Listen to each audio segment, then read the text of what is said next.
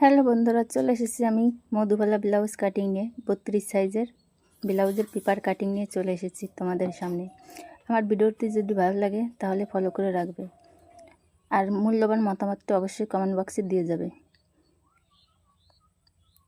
আমি back part cutting করে নিয়েছি। আগে তোমরা তোমাদের মেজারমেন্ট অনুযায়ী কাটিং করে নেবে। আর্মহোল বক্সটা করে নেব, ভিতর থেকে তালপাট শেপটা দিয়ে দেব। গলার চওড়া নেব 7। এবার এটাকে স্কেল দিয়ে বক্স করে নেব।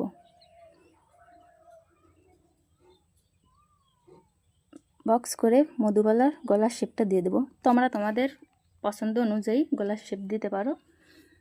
অবশ্য মধুবালা গলার শেপটা এইভাবেই ভালো লাগে। এবার গলার উপর থেকে 1.5 ইঞ্চি একটা দাগ দেব। নিচে থেকে বেল্টের জন্য 3 ইঞ্চি নেব।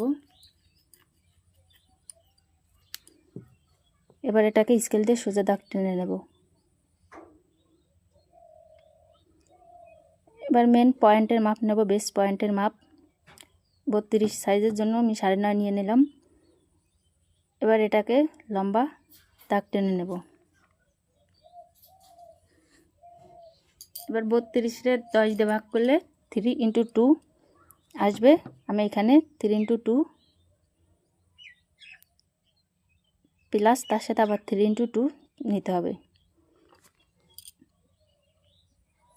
ফিতেটা ভালো করে দেখে মিডিল পয়েন্টটা বের করে নিতে হবে। এবার আর্মহোল থেকে 2.5 ইঞ্চি, এটা সব ব্লাউজের ক্ষেত্রে নিতে হয়। বেল্টের উপর থেকে 75 ইঞ্চি মতো দাগ টেনে রাউন্ড করে দিতে হবে। এপাশ থেকে 1 ইঞ্চি, এপাশ থেকে 1 ইঞ্চি দিয়ে টেকিংয়ের জন্য দাগটা মিল করে দিতে হবে। বেল্টের এপাশেও সোজা দাগ টেনে দিতে হবে। এবার ফিটিংসের মাপটা নিয়ে নিলাম, সামান্য 1 ইঞ্চি মতো বাড়তে নিয়ে নিলাম, কারণ টেকিংয়ের জন্য এপাশ থেকে 1 ইঞ্চি চলে যাবে, এপাশ থেকে 1 ইঞ্চি। এবার মধুবালার শেপটা দিয়ে দিলাম। একটু রাউন্ড করে দিতে হবে, তাহলে শেপটা খুব সুন্দর দেখা যাবে। এবার এটাকে কাটিং করে নেব মাপ অনুযায়ী।